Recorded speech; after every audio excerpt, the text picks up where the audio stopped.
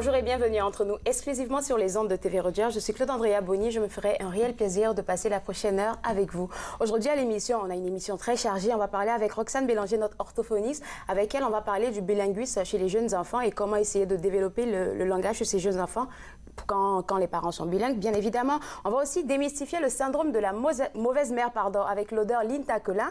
On va rencontrer aussi, un archiviste principal pour les arts de la scène de Bibliothèque et Archives Canada qui va nous expliquer son travail là-bas et puis nous montrer quelques œuvres sur lesquelles il a travaillé. Mais tout de suite, pour commencer, je suis avec une championne, là. Ouais. Je me sens fort ce matin parce que quand je vois ton trophée, là, je me dis que voilà, ça vient de loin, là. Et puis, avec toi, j'ai M. Gabriel, qui est le vice-président de Épelle-moi Canada. Puis, j'aimerais qu'on rappelle un peu aux gens, c'est quoi Épelle-moi Canada?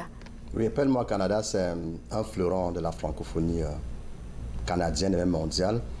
C'est un programme éducationnel qui fait la promotion de la littératie, la communication orale, la lecture et l'écriture en général. Et puis ça fait combien de temps que vous avez créé ce concours? C'est un concours, on a 3 années d'âge là, mais c'est comme si ça fait comme 12 années qu'on est là. Ça fait juste 3 années que le concours existe. Et puis comment ça fonctionne? C'est qui peut participer? À quelle année on peut commencer à s'inscrire? À quelle année? Oui, vraiment, c'est un concours, ça commence au bas âge, à partir de première année, jusqu'à de 6 ans à 14 ans. C'est pour les jeunes de 6 ans à 14 ans. Donc, c'est vraiment la base de la langue. Donc, on est convaincus que les jeunes, dans cette tranche-là, s'ils maîtrisent vraiment bien le français, ils pourront rester bilingues toute leur vie. Donc l'objectif, c'est ça, de pouvoir permettre aux jeunes de rester bilingues ou de leur donner le goût de continuer de vivre en français quelque part. Vivre en français et d'être vraiment bilingue à la fin. Et puis, il y a combien de mots que ces jeunes apprennent? Moi, je trouve ça, franchement, extraordinaire. Oui, au départ, les jeunes ont 400 mots. Mais pendant le concours, si c'est trop serré, si c'est très compétitif, il y aura donc des mots mystères qu'on va donc sortir pour pouvoir donc départager. Et puis vous revenez fraîchement, je pense qu'il y a 3 week-ends, vous revenez fraîchement de la finale, la grande finale nationale. Le 5 mai, oui. Et puis c'était à Toronto. Comment ça a été? Cette année, on a fait beaucoup d'innovations. On a voulu choisir un cadre aussi qui pouvait respecter à peu près nos visions. En termes de, on veut mettre la barre vraiment très haute là pour pouvoir vraiment mériter la confiance que les gens mettent en nous. Donc, on a fait cette innovation. Et cette année aussi, il y a eu, en termes de nombre, le nombre de candidats aussi, beaucoup d'autorités qui ont participé, l'IFO et autres, qui étaient là pour soutenir les jeunes. Voilà. Moi, je vais me tourner vers notre championne, Marianne. Ça va bien? Oui, toi? Puis là tu es la grande finaliste, on va dire section intermédiaire. Ouais. Puis moi, là, j'ai été bénévole à Épelle-moi Canada. C'est pas la première fois que tu participes, hein? Non, j'avais en fait participé l'année passée aussi. OK. C'était ma première année parce que j'étais en 7e année. Puis j'ai gagné première dans le concours régional. Et malheureusement, j'ai sorti 12e au concours national. Mais ça t'a pas découragé parce que tu es revenue cette année, hein? C'est ça, parce que c'est pas à propos de comme sortir en premier, c'est plus tout le monde est un gagnant. Alors, j'étais vraiment excitée de pouvoir revenir. Et puis, dis-moi, combien de mots toi t'as appris? En total, 800 mots. Mon Dieu. Et plus, vu que ma mère et moi, on étudiait le dictionnaire pour trouver des mots plus difficiles, donc je pouvais me pratiquer pour la ronde, comme Gabriel a dit, des mots mystères. Est-ce que tu trouves ça difficile de te pratiquer pour comme 800 mots, puis tu sais vraiment pas qu'est-ce que le jeu va te demander d'épeler? Oh ouais. Être là sur le stage puis regarder les juges en train de te dire un mot, tu es comme « Oh, je sais pas comment ça s'écrit. » Et puis comment t'as vécu ton expérience pour cette fois où t'as vraiment gagné ton trophée?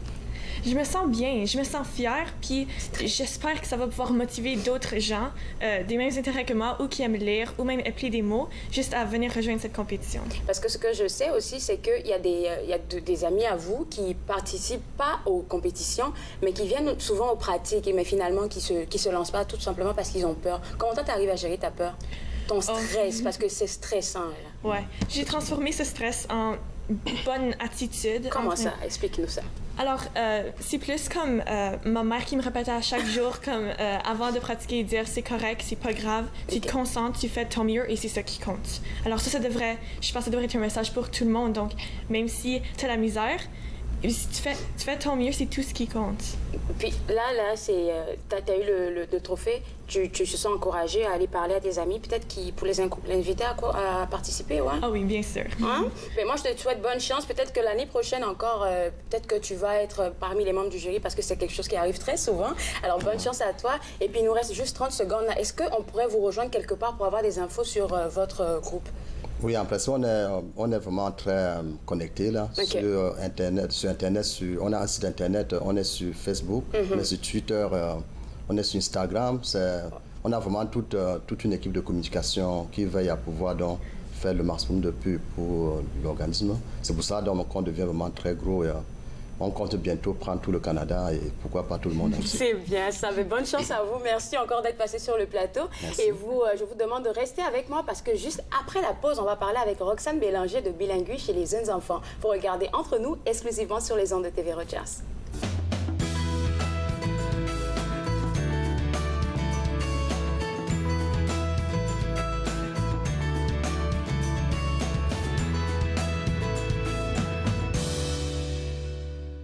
Cette semaine, à l'émission Court-Circuit, on rencontre Damien Robitaille lors de son passage à Contact Ontario. On parle de tournée et aussi de son nouveau spectacle en formule trio. Soyez au rendez-vous. Court-Circuit, vendredi, 21h sur TV Rogers. Je m'appelle James Fall, puis je fais mon co-op / bénévole ici à TV Rogers. Je voulais expérimenter différents types de techniciens. Quand je suis technicien de scène, je voulais voir technicien de production télévisuelle, voir c'est quoi les différentes démarches, les différents environnements, puis c'est quoi l'impact que ça fait sur moi quand je suis intéressé dans le domaine de technicien.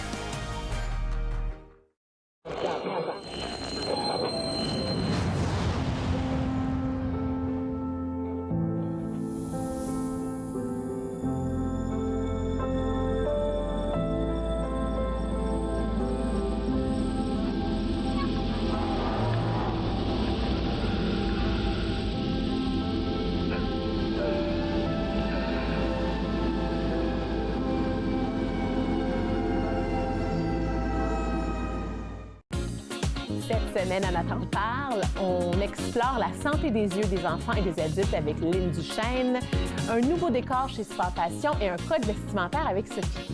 Nathan parle, mercredi 20h, sur TV Rogers.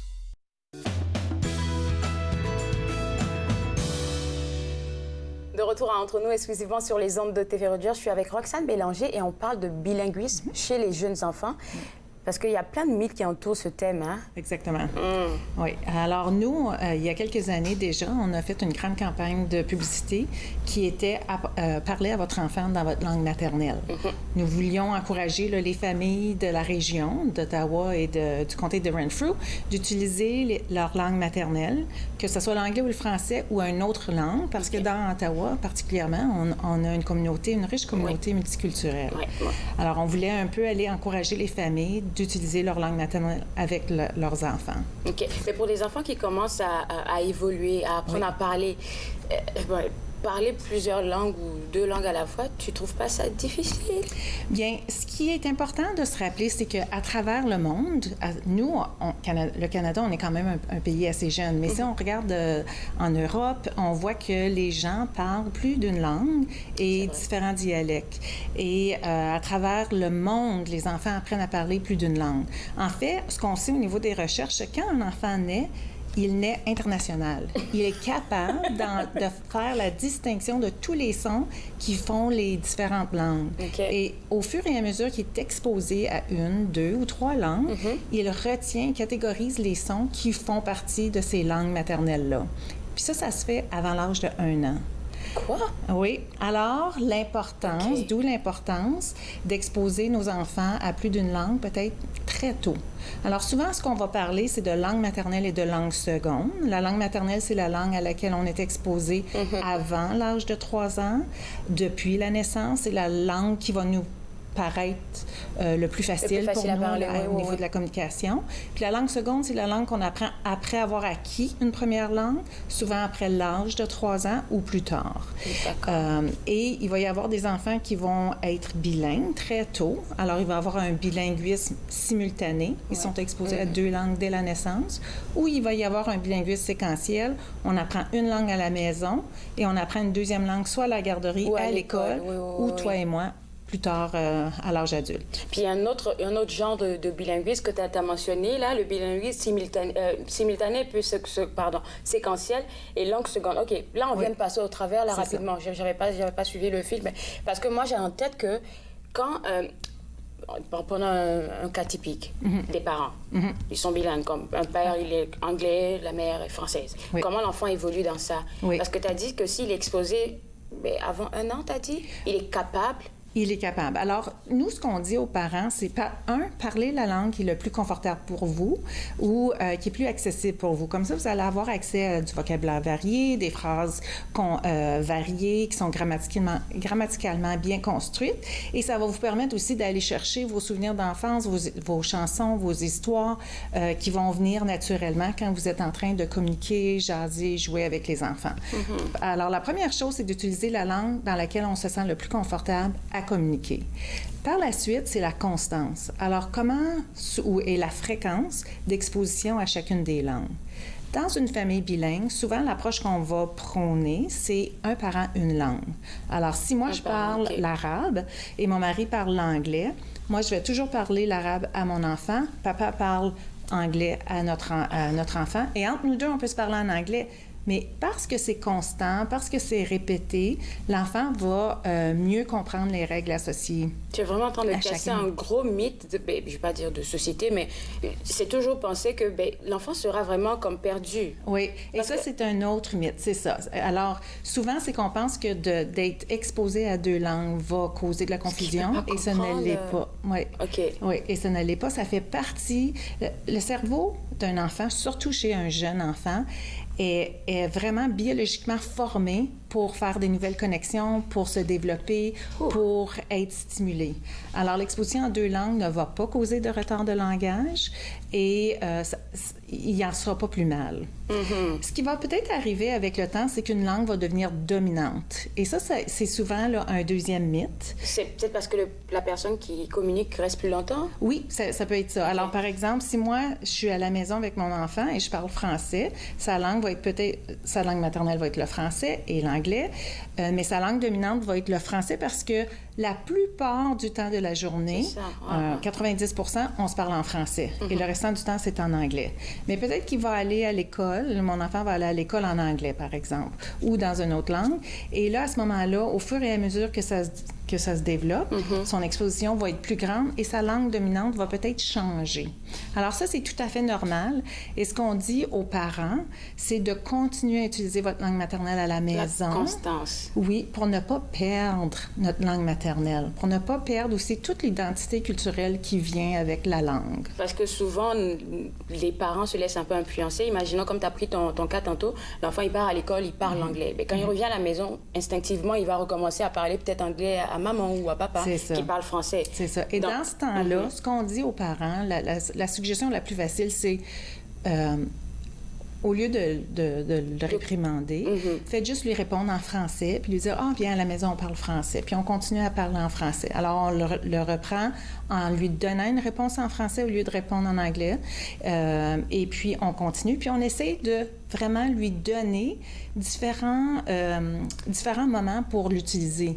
Alors, aller à la bibliothèque, lire des livres, jouer en français ou en espagnol ou en arabe, peu importe la langue, et on organise des activités culturelles ou peut-être l'histoire, l'heure du conte ou une activité culturelle qui va se passer dans cette langue maternelle-là. Quand tu parles d'activité culturelle, ça me fait penser que tantôt tu disais de trouver des activités à faire avec l'enfant, surtout si les parents sont de langues différentes.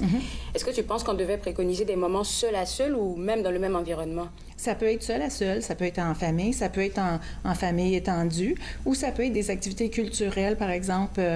tu nous, on a le Festival Franco. Oui. Alors, d'être exposé à des activités comme ça en dehors du cadre de la maison qui va nous permettre de bien ancrer notre culture et notre langue en même temps.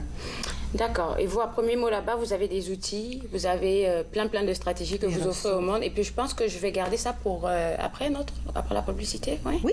Alors, nous, on revient juste après la pause. Puis, Roxane va vous livrer des stratégies et aussi des outils qui sont là-bas à Premier Mot. Vous regardez Entre nous exclusivement sur les ondes de TV Rogers.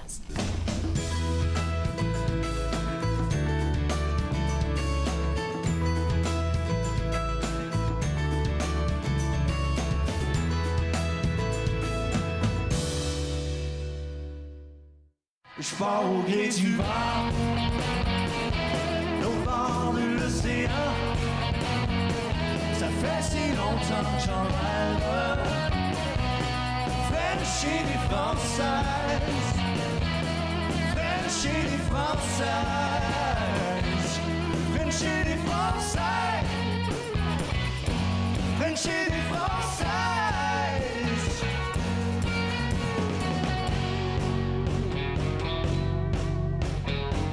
Au 5e café, j'ai l'estomac qui gronde. L'impression de m'être mis la tête dans le micro-ondes. Devant mon fil de nouvelles, mon moral s'écroule. Je me sens comme un ermite au beau milieu d'une foule. Je tends la main dans le vide, entre deux statues insipides. Je voudrais enfin goûter au vrai présent. Je pars au gré du vent, au bord de l'océan. Ça fait si longtemps que j'en rêve. Frenchie des Françaises, Frenchie des Françaises, Frenchie des Françaises, Frenchie des... De retour à Entre nous exclusivement sur les ondes de TV Rogers. Je suis toujours avec Roxane et on parle aujourd'hui de bilinguisme chez les jeunes enfants, mais comment essayer de développer ça chez eux. Tu as dit quelque chose qui m'a scotché. Comme à 1 an, ils sont internationaux, là, ils comprennent tout. Et puis là, pour quelqu'un, bon, pas pour quelqu'un, pour un enfant qui a un retard de langage, tu sais, il y a des petits qui ont du mal à s'exprimer, à parler. Oui. Est-ce que c'est pas plus difficile pour les pauvres choux? On a fait une grande recherche de la littérature scientifique à ce sujet-là et les recherches démontrent très bien que l'exposition à 2 langues ne va pas causer un retard de langage et ne va pas aggraver un retard qui est déjà présent. En fait, le fait d'être exposé aux 2 langues va permettre à l'enfant de faire des liens différemment et plus rapidement que peut-être les mots ont un côté arbitraire. Alors, on a ordinateur en français, mais c'est computer en anglais, puis c'est un autre mot en espagnol ou en arabe. Et ce fait-là d'être exposé à 2 langues lui permet là, de penser à la langue beaucoup plus tôt qu'un autre enfant. Fait qu'on ne devrait pas avoir peur de... Non, pas du tout. Et ce qui est important de faire, par exemple, c'est vraiment avoir des approches qui vont permettre à l'enfant d'avoir des expositions répétées puis constantes. Alors, on avait parlé un parent, une langue, mais peut-être que pour un enfant, à la maison, si on parle espagnol, ça sera peut-être à la garderie ou à l'école qui va être exposé à une deuxième langue, au français, par exemple. Okay. Ou bien, on peut faire une exposition, une langue, une activité. Moi, je parle mandarin à la maison, mais j'aimerais bien que mon enfant commence à être exposé à l'anglais. Je vais l'amener à l'heure du compte à la bibliothèque et ça va se faire en anglais. Ce sont toutes des activités qui vont vraiment promouvoir les 2 langues, mais étant donné la fréquence, ça va avoir un jeu sur la rapidité et puis la langue qui sera prédominante. Tu as dit qu'il fallait faire vraiment une grosse distinction entre le retard et tout ce qui a rapport avec le développement du langage. C'est ça. Alors, toi et moi, on a une langue maternelle. Oui. Et si on devait apprendre demain l'espagnol, je ne sais pas si tu parles espagnol, moi, je ne parle pas très bien. J'ai tout oublié après secondaire. OK. Alors, et quelqu'un nous évalue, il pourrait dire « Ah, tu as un retard de langage en espagnol. » Mais c'est pas tout à fait vrai. Dans ma langue maternelle, on a des bonnes bases, mais je suis en train d'apprendre cette deuxième langue-là. Et il va arriver, il va avoir certains comportements qu'on va percevoir. Alors, ça peut prendre du temps avant que je comprenne. Ça peut prendre chez les enfants 6 à 7 mois avant qu'ils commencent à utiliser des mots. Et ce n'est pas un retard de langage, c'est un retard d'acquisition de cette deuxième langue-là. Distinction. L'enfant peut avoir des problèmes avec certains mots grammaticaux. Donc, il va prendre sa langue première, il va prendre les règles grammaticales, puis il va essayer de l'appliquer dans l'autre langue. Et ça va pas toujours. Comme nous, on dit... Un peu comme le translate qu'on utilise, là. C'est ça. Ou, tu sais, comme une jolie robe. En anglais, c'est... ou une robe bleue. Blue dress, c'est pas tout à fait la même chose. Et puis... oui, puis il y a d'autres petites stratégies aussi qui peuvent arriver, là, mais qui sont vraiment dues à l'acquisition d'une deuxième langue. Alors, il faut donner des bons modèles. Il faut essayer, dans chacune des langues, là, on peut ajouter du visuel, des gestes, les objets pointés. Les livres aussi, tu as dit qu'ils sont très utiles. Très utiles, parce qu'on peut prendre un livre qui est écrit en anglais, mais le lire en français. Ou prendre un livre en français, puis le lire en arabe. On invente l'histoire, on regarde les images, on parle de l'histoire, on pose des questions et on s'invente une histoire à partir du livre. Ces petits êtres-là, ce sont des super-héros. Pardon? Ce sont des super-héros. Parce que on prend un livre en anglais, quand on lui lit en français, il était comme, OK, où est-ce qu'il regarde? Mais il comprend. Oui, c'est ça qu'il faut retenir. Donc, dans la langue maternelle, on veut vraiment encourager ce développement-là. D'accord. Il y a d'autres stratégies que tu donnais tantôt, comme les exposer au milieu culturel. Oui. Comment tu penses que ça peut vraiment aider? Parce qu'ils sont toujours accrochés à toi.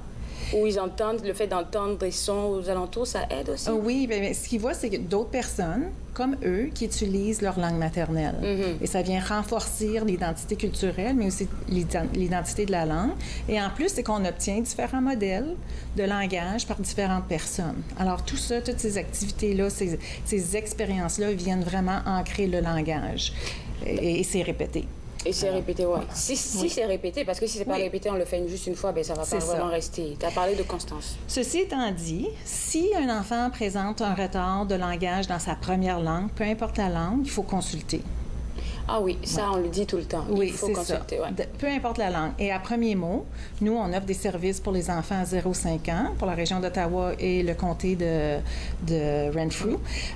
On peut accéder à des services. Puis nous, si on sait qu'une famille parle une langue autre que le français et l'anglais, on va faire appel à des interprètes culturels. Alors, ce n'est pas parce que l'enfant présente un retard dans sa langue maternelle qui n'est pas le français ou l'anglais que les parents devraient s'empêcher d'accéder à des services. C'est extraordinaire. On peut les aider à ce niveau-là. Wow, il faut juste demander. C'est ça, ça. Et nous laisser savoir que c'est quoi la langue maternelle de l'enfant. Puis en plus des autres outils, quand on parle de développement de langage, il y a des outils pour savoir si le tout petit, il commence à bien développer son langage et tout. Tout ça, c'est sur Premier Mot aussi. Oui, c'est ça. Alors, sur notre site web, premiermot.ca, il y a âge et stage. Alors, les parents peuvent aller vérifier, peuvent même changer la langue là, en faisant le Google Traduire. C'est pas tout à fait parfait. Mais les grandes lignes directives du développement du langage vont être les mêmes en français, en anglais, en arabe, en chinois. On va utiliser des sons, on va utiliser des mots, on va utiliser des gestes. Puis, vers l'âge de 2 ans, on devrait être capable de combiner des mots. Normalement. C'est ça, 2 à 4 mots ensemble, puis ensuite, ça se construit comme ça. Alors, on peut utiliser les normes qui sont inscrites sur notre site web. Okay. On peut utiliser notre bilan de la communication, qui est notre outil de dépistage en ligne, qui va être bientôt disponible en arabe et en chinois, simplifié. C'est du beau travail. Oui. Alors, ça va être... c'est un outil un petit peu plus complet, là, qui va être présenté aux familles d'Ottawa. Je me rends compte que c'est notre dernière émission. Oui. Et puis là, puisqu'on va pas te revoir pendant un bon bout de temps, est-ce qu'on pourrait essayer de rassurer en même temps, oui, les parents qui nous regardent, surtout les mamans, mais de leur montrer, avoir les signes vraiment alarmants qu'il faut observer pour pouvoir consulter à Premier Mot? Oui, bien, je pense que les parents doivent se faire confiance. Si le parent est inquiet, c'est souvent le premier signe qu'ils doivent consulter. Ça, c'est une Juste chose. l'inquiétude, OK. Juste l'inquiétude. Je pense que si vous allez vérifier avec les normes ou avec le bilan de la communication, vous faites le petit dépistage, ça prend à peu près 10 minutes, les parents vont tout de suite avoir un résultat et ils vont savoir si l'enfant va bien ou si l'enfant a besoin d'un suivi et où aller chercher ce suivi. Parce que vous l'offrez, le suivi. C'est ça, exactement. Donc, ils peuvent recevoir des services d'évaluation, des thérapies. Sur notre site Web, il y a des webinaires. Il y a des webinaires au sujet des âges et stages, des stratégies, du bilinguisme, l'utilisation des livres, etc. Merci beaucoup, De rien, Roxane. ça fait plaisir. Et puis voilà, maison, comme vous l'avez entendu, vous inquiétez pas, Premier Mot est là pour vous. Donc, www.premiermot.ca, c'est le site web à visiter si vous avez une inquiétude à propos de votre enfant. Après la pause, on rencontre un archiviste pour les arts de la scène qui nous vient de Bibliothèque Archives Canada. Vous regardez Entre nous sur les ondes de TV Rogers.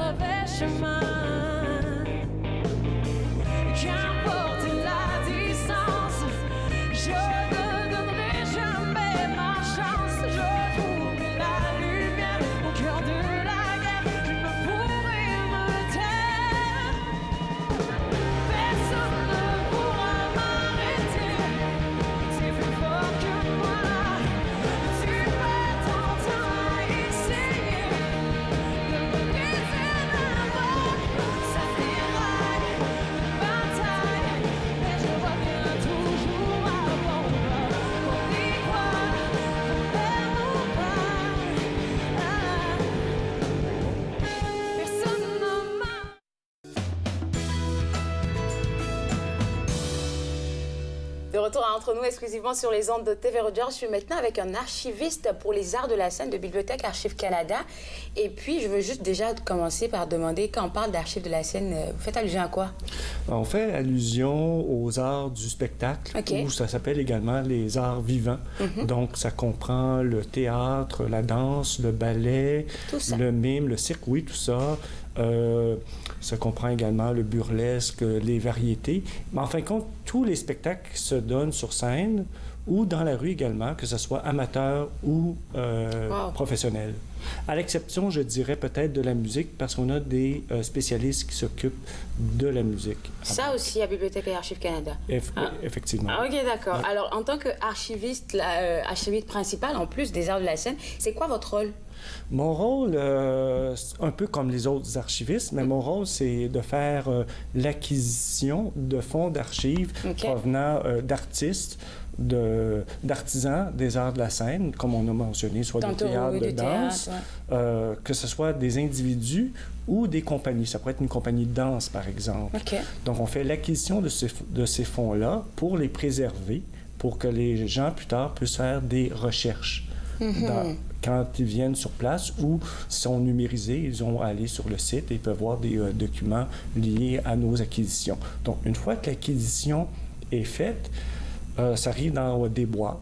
Et nous, il faut faire l'arrangement physique et le tri aussi. Et le tri. On va sélectionner des documents, on va garder ce qui est important, qui a de valeur nationale, qui ont une valeur historique également, et d'objets également dans des expositions, par exemple. Donc, on fait le tri, on fait l'arrangement physique, on va coter tous les dossiers. Et ensuite, on va faire une description dans nos systèmes pour que les gens puissent voir les descriptions qu'on a faites au niveau du fond, des séries et des dossiers et de l'item à l'occasion. Et ensuite, on va tenter de préserver. Si on voit des moisissures, par exemple, donc là, on va les noter et on note pour que nos conservateurs, c'est ça. C'est qu'il faut que vous ayez beaucoup de connaissances pour les arts. Vous soyez mordu de l'art. Il faut être mordu de l'art, oui. Il faut aimer les arts. Il faut aimer le domaine dans lequel on travaille. C'est sûr que nous avons reçu une formation pour faire ça en archivistique ou en bibliothéconomie. Et également, des fois, peut-être une étude parallèle. Comme moi, j'ai fait une maîtrise en histoire avant de me diriger vers l'archivistique. Donc, c'est un peu comme un tronc, comme on peut partir de là, de la maîtrise de l'histoire. Et puis il y a des gens qui sont formés en musique, par exemple, ou en littérature. Ensuite, ils ont bifurqué, si on veut, vers l'archivistique. Parce que le patrimoine, on a une culture si riche au Canada, c'est important de la préserver pour savoir qui nous sommes et permettre aux chercheurs de faire l'histoire de...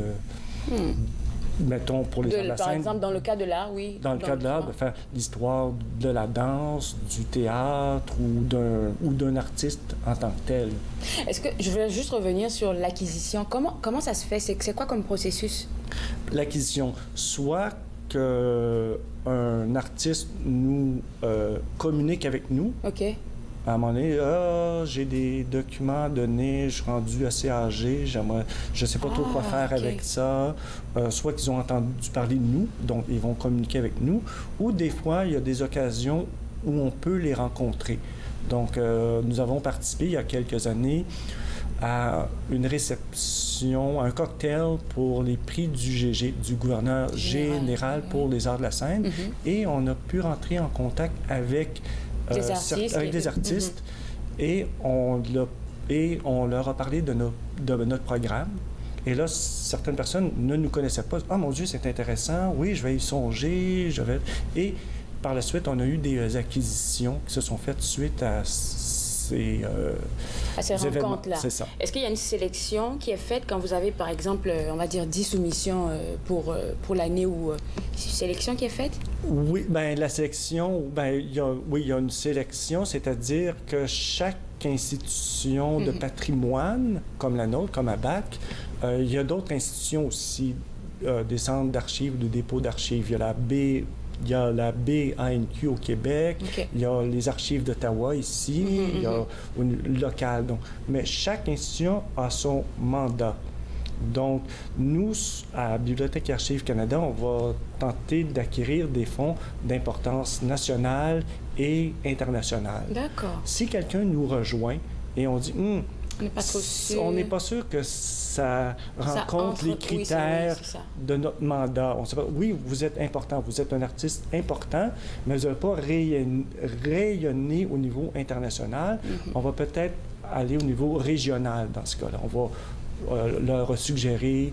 Mais en tout cas, il y a toujours une chance de pouvoir se faire connaître ou de préserver ces documents. C'est tout à fait. Exactement. Alors, sur quoi vous avez travaillé depuis ce temps? On va dire depuis un bout de temps. Vous avez travaillé sur beaucoup d'affaires, hein? Surtout pour des grandes figures ici. Oui, on a travaillé sur de grandes figures. J'ai travaillé, mettons, il n'y a pas très longtemps, il y avait le fonds de Normand Charette, qui est un dramaturge. J'ai mon collègue Théo Martin qui avait travaillé sur un autre dramaturge qui est Michel-Marc Bouchard, par exemple, et d'autres. On en a une panoplie de fonds et de collections. Et récemment, j'ai travaillé sur le fonds, je viens de terminer, on a acquis le fonds de Jean Lapointe en 2016. Et puis, depuis 2016? On a fait l'acquisition de ce fonds-là et j'ai fait le traitement, donc il est disponible maintenant, depuis 2017, je dirais. Et puis, qu'est-ce que vous avez ressorti de... On a parlé de pertinence, parce que quand vous recevez plein de documents, il faut faire la part des choses. Qu'est-ce que vous avez ressorti? Alors, j'ai tenté de... tout dépend de qu'est-ce qui est offert. Dans ce cas-ci, j'ai gardé beaucoup de documents. Donc, Monsieur Lapointe, pour les téléspectateurs, c'est un artiste très connu qui a fait de la chanson, de la comédie, un humoriste, un fantaisiste.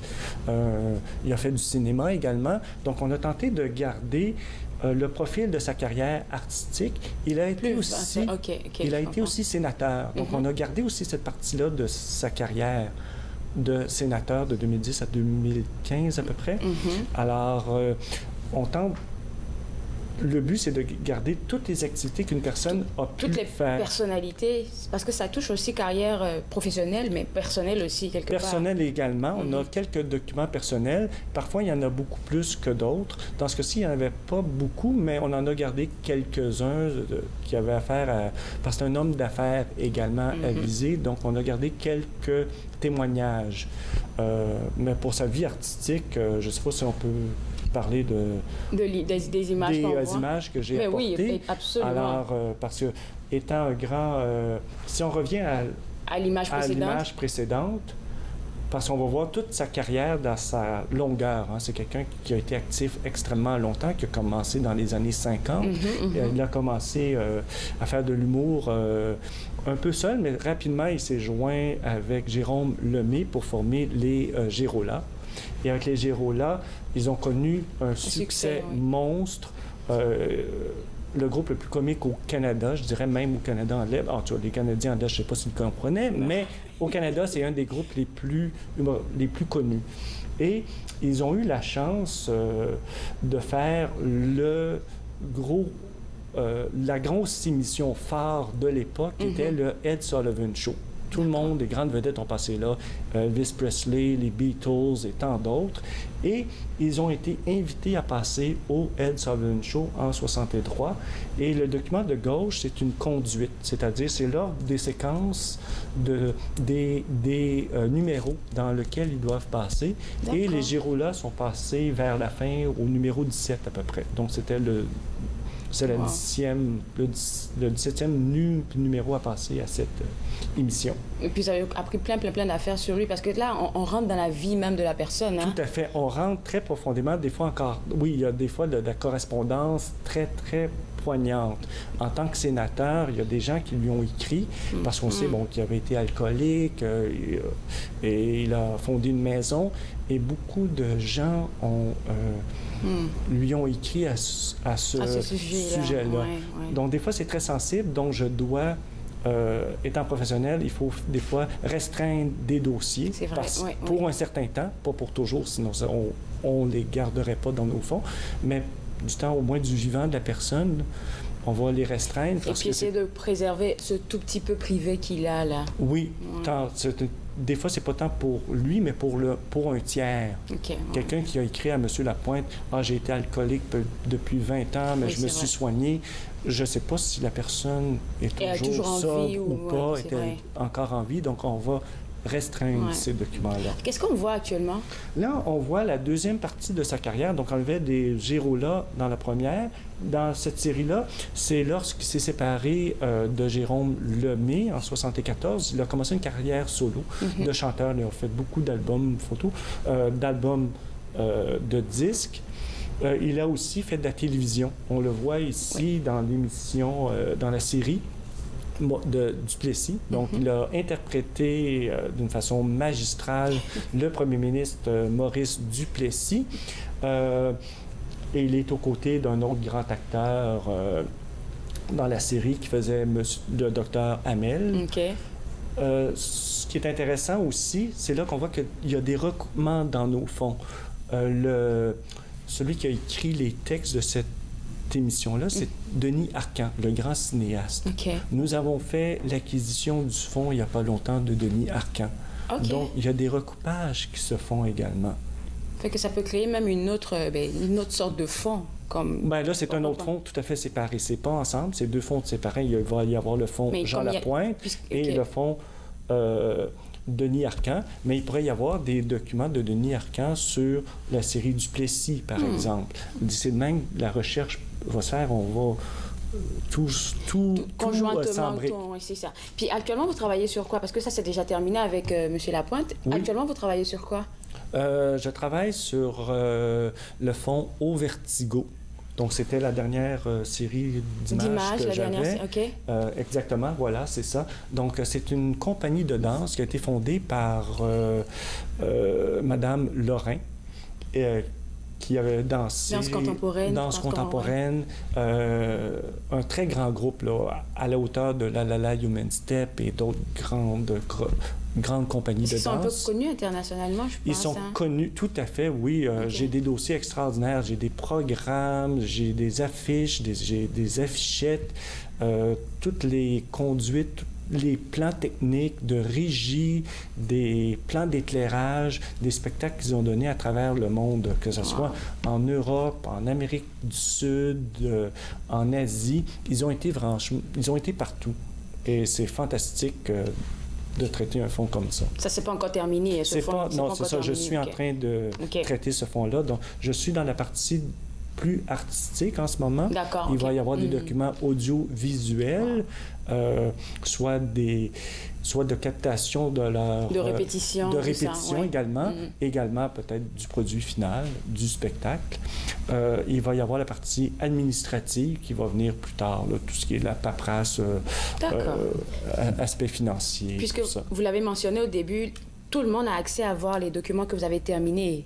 Tout à fait. Tout le monde, oui. Une fois que nos fonds sont traités, disponibles, étiquetés, localisés, tous les citoyens canadiens, eux-mêmes d'ailleurs également, sont invités à consulter ces fonds-là. Si on préserve ces fonds-là, c'est pas pour moi, c'est pour vous.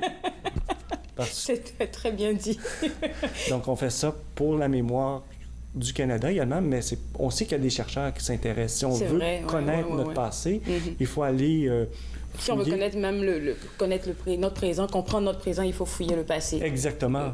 Donc, est-ce que c'est numérisé aussi ou c'est juste... Ce n'est pas toujours numérisé. On a des programmes de numérisation. Effectivement, il y a des fonds qui vont être numérisés en entier. Ça dépend des programmes. Celui-ci ne l'est pas. De toute façon, je n'ai pas encore terminé le traitement, mais on peut numériser parfois des pièces à l'occasion. Merci beaucoup. Et puis, faites un très beau travail. Je vous souhaite bonne chance pour la suite, pour terminer sur lequel vous travaillez. Et puis, vous, à la maison, si vous êtes intéressé, puisque c'est ouvert à tout le monde, www.bac-lac.gc.ca, c'est le site web à visiter. Après la pause, nous découvrons le syndrome de la mauvaise mère. Vous regardez Entre nous, exclusivement sur les ondes de TV Rogers.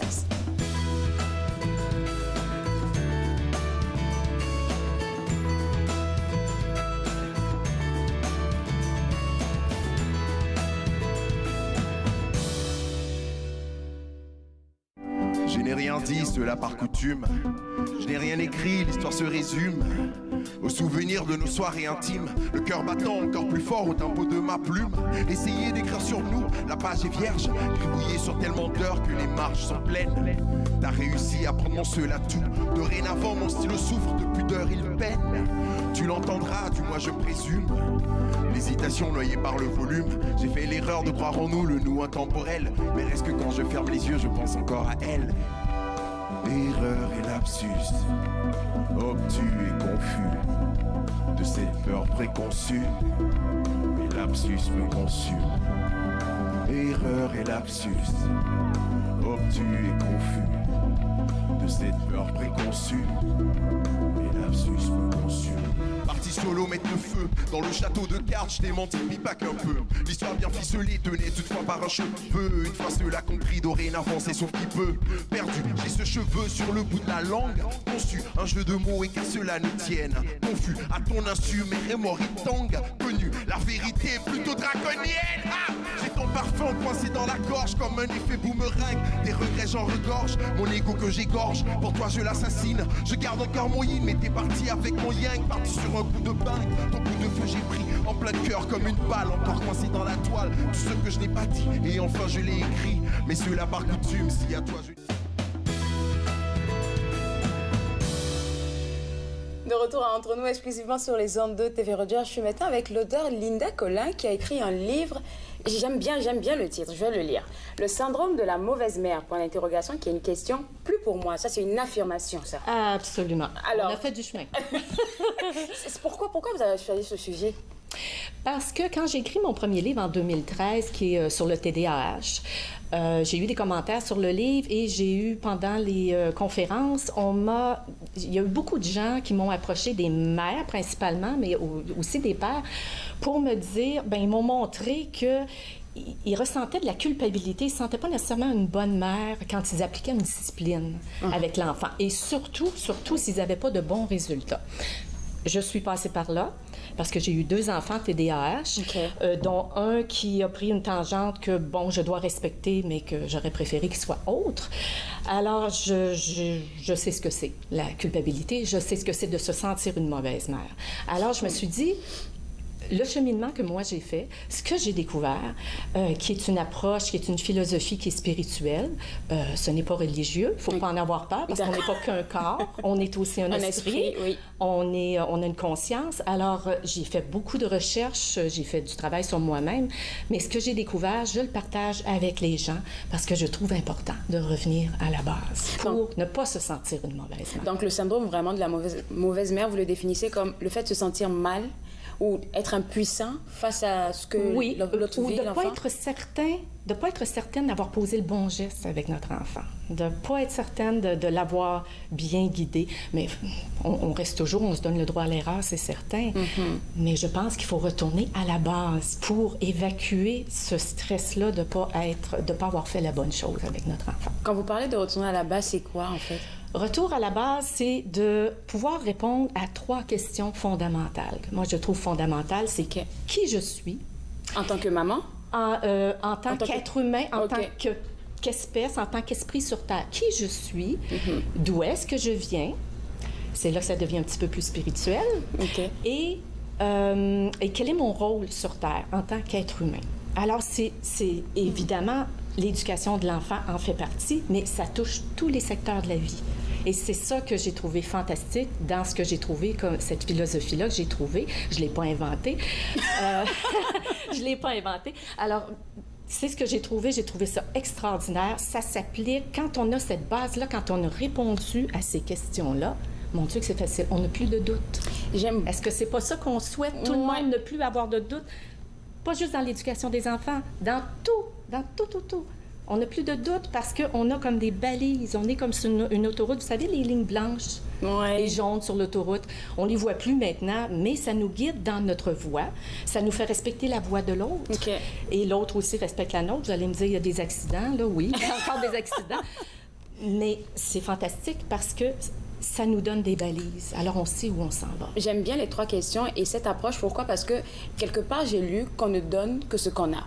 Fait que si on n'a pas répondu aux questions, on ne sait pas qui on est, qu'est-ce qu'on doit faire, on se sent paniqué à rien donner à l'autre, en fait. Exactement. C'est comme commencer un travail, puis de ne pas se faire dire, voilà, c'est ce que tu vas avoir, ça va être tes responsabilités. Puis là, j'en parle amplement dans le livre. Qu'est-ce qu'on a comme responsabilité en tant que parent et comment on peut responsabiliser surtout notre enfant. Ça, c'est très important. Parce que excusez-moi de le dire, là, parce que les mamans ne laissent pas aller. Moi, encore, à mon vieil âge, là, je l'ai encore sur mon dos, là. C'est vrai? À me demander, est-ce que tu as arrangé ça? Est-ce que tu as arrangé ça? Comment est-ce qu'on arrive à se mettre à part, en fait, je vais dire, de ce que l'enfant vit ou de ce que, je sais pas? Je pense si vous parliez à ma fille, mon fils, il vous dirait que je le fais encore un petit peu. Mais il faut savoir respecter quand même la vie que notre enfant a choisie, peu importe l'âge qu'il a.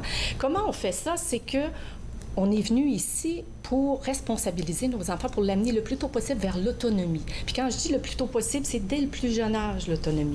Quand ils sont jeunes, là, ils sont capables déjà de... mon Dieu, ils n'ont même pas 2 ans, ils sont capables de ramasser leurs jouets après avoir joué. Le plus vieux, il va aider dans les tâches, sortir les déchets. Je ne sais pas, il y a différentes façons. Il faut les rendre autonomes, donc il faut aussi, à quelque part, leur donner de la corde, les laisser faire leurs expériences et faire leurs erreurs. Puis, c'est là qu'on a un peu de misère parce qu'on ne veut pas qu'ils fassent d'erreurs. On ne veut pas qu'ils souffrent. On ne veut pas qu'ils souffrent. On ne veut pas qu'ils se cognent.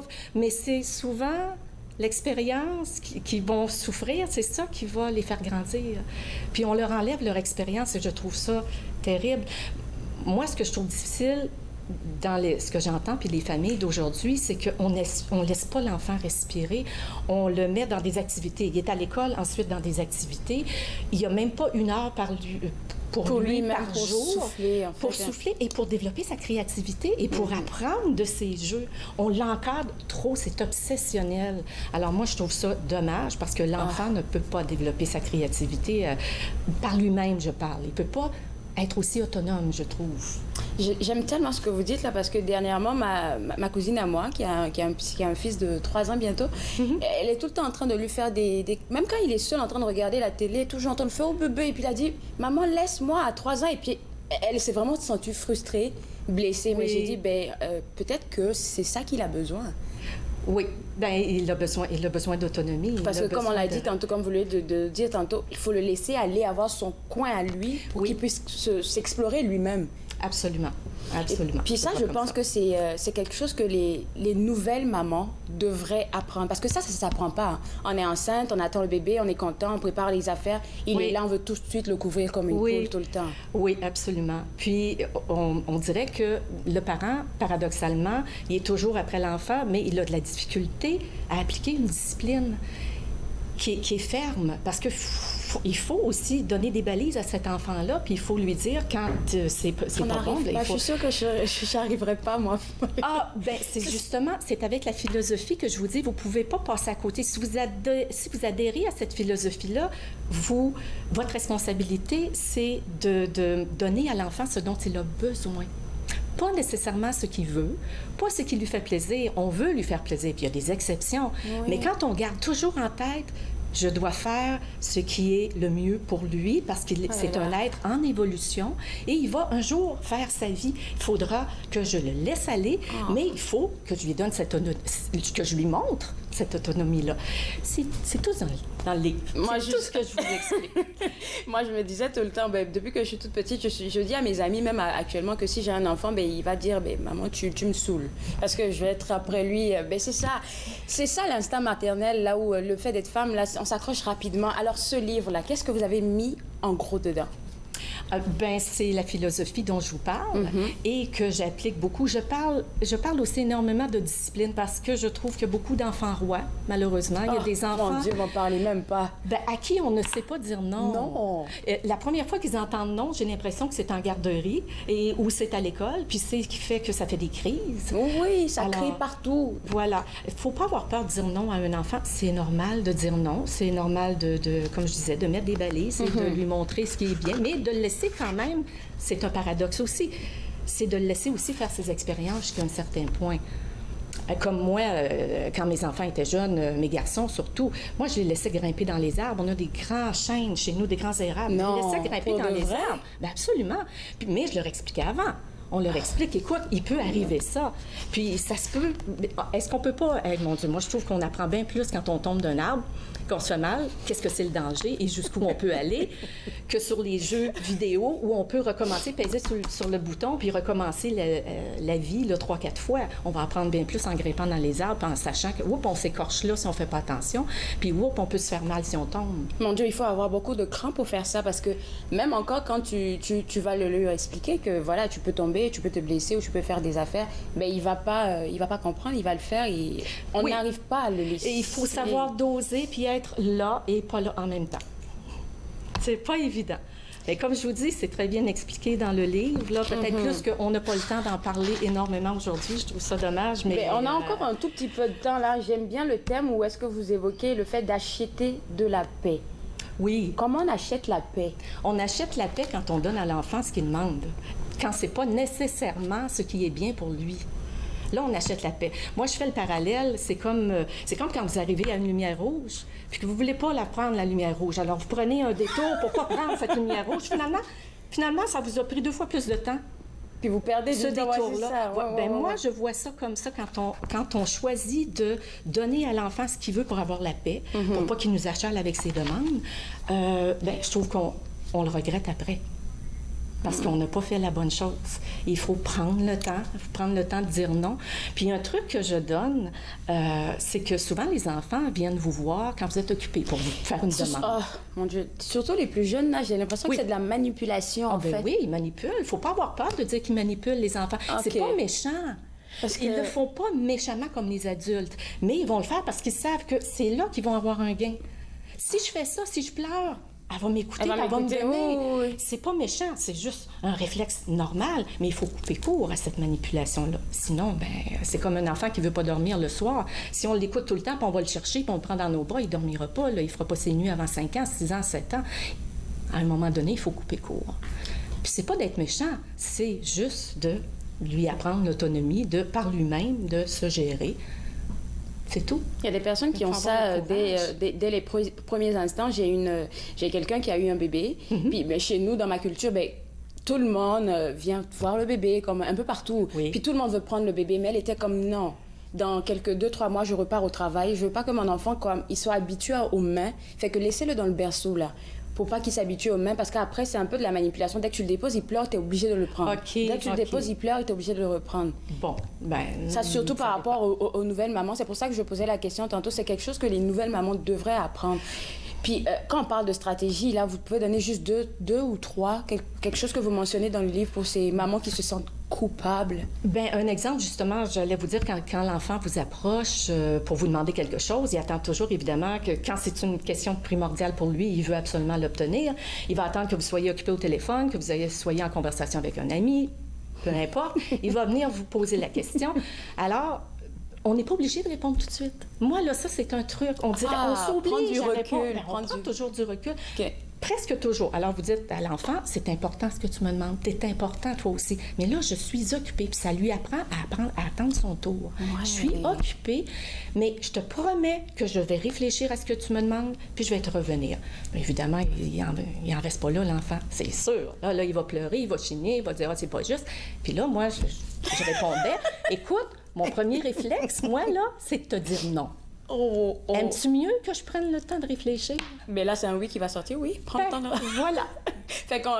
Prendre le recul, de pas se sentir obligé de donner une réponse rapide. Un enfant, c'est toujours pressé, ça va s'en aller à l'heure. Il veut avoir sa réponse tout de suite. On n'est pas obligé de donner la réponse tout de suite. Je vous garde avec moi pour la conclusion, parce que je sens que j'ai une question à vous poser. Alors, je vais rester avec Lina Colline qui nous parle aujourd'hui du syndrome de la mauvaise mère. Vous avez beaucoup à apprendre, surtout si vous êtes une nouvelle maman. Donc, on part à la pause et juste après, on va partager avec elle des stratégies et elle vous dira où avoir son livre. Vous regardez Entre nous sur les ondes de TV Rogers.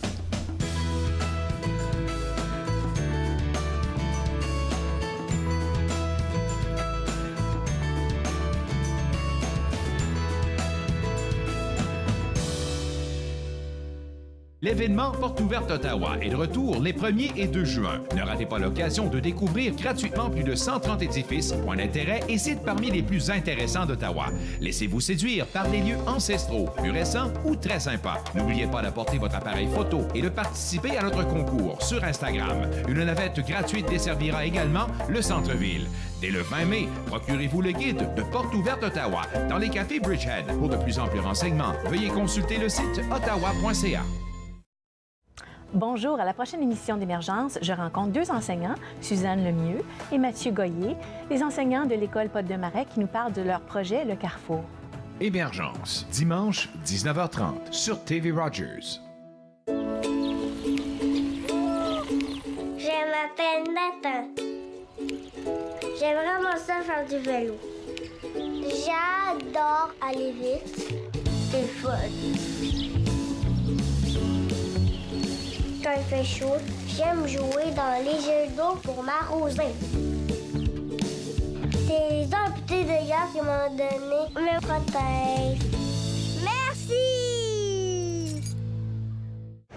Ça, c'est un bleu qui paraît exagéré, mais je pense que c'est pas loin de la réalité. Le peintre des 4 saisons, samedi 13h30, sur TV Rogers. De retour à Entre nous, exclusivement sur les ondes de TV Rogers, je suis toujours avec l'auteur Linda Colline qui nous parle du syndrome de la mauvaise mère. Et en gros, comme pour conclure, là, on va dire que c'est bon de laisser les enfants être autonomes, même si c'est difficile pour nous. c'est difficile. Puis quand on regarde des résultats, quand ils sont devenus jeunes adultes, je prends par exemple mon fils qui est allé en appartement avec deux amis ES, des filles. Il est allé en appartement, des amis, là. Il est allé en appartement avec elle et mon fils, eh bien, on l'a rendu très autonome. Il faisait ses lunchs à partir de l'âge de 10-12 ans. Il faisait son lavage, il savait cuisiner. Alors, quand il est arrivé en appartement, il n'a pas été dépaysé. Lui, il était heureux. Mais il voyait les autres se débattre avec leur budget, avec toutes sortes de choses. Lui, il était déjà préparé. Il était déjà préparé. Beau travail. Beau travail. Où est-ce qu'on pourrait avoir votre livre? Dans les plus grandes librairies, Renaud-Bré, aussi sur Internet. Vous pouvez l'avoir. Merci d'être passé sur le plateau pour avoir partagé tout ça avec nous. Je sais que vous préparez un autre livre et puis on s'en reparle peut-être bien prochainement. Oui, d'accord. Alors, vous à la maison, n'oubliez pas que vous pouvez avoir ce livre-là dans toutes les librairies. Très intéressant. Vu ce qu'on a entendu ici, n'oubliez pas que vous pouvez vous le procurer. Et demain, nous, à l'émission, on va parler de cybercriminalité avec notre conseiller en sécurité informatique, Jean-François Soriol. Ne déconnectez pas. On se voit demain vendredi. Bye!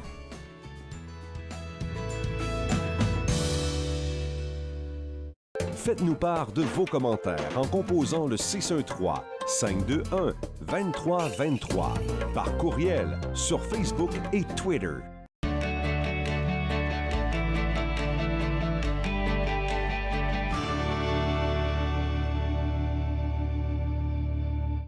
Bonjour, je m'appelle Marie Saint-Paul, je suis bénévole à TV Rogers.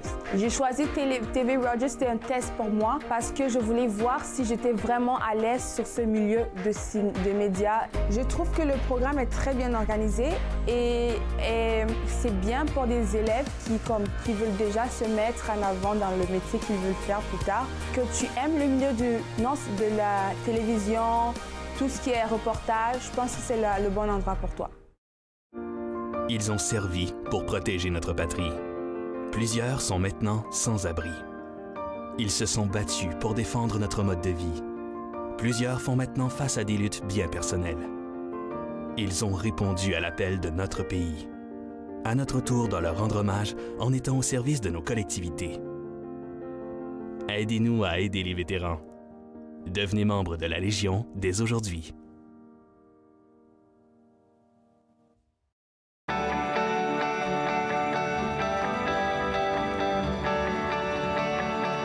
Vous regardez TV Rogers.